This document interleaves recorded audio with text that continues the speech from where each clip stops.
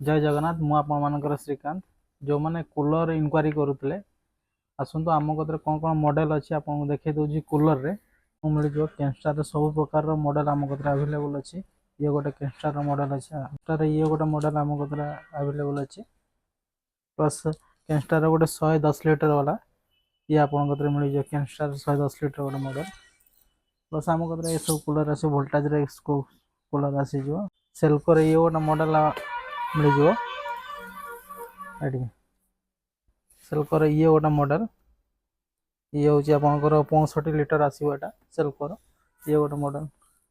ये सब सेल्कोर मॉडल मिल जाए ये सब एगोर ये आसीज एगोर यूनिक वाला मॉडल सब आसीज एगोर ये गोटे मॉडल आसीज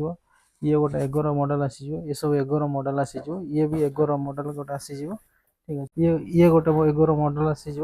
ये आप देखा दूसरी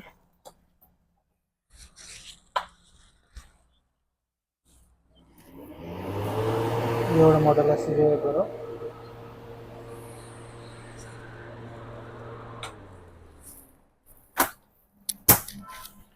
जो मैंने मिनी कूलर खोजुले से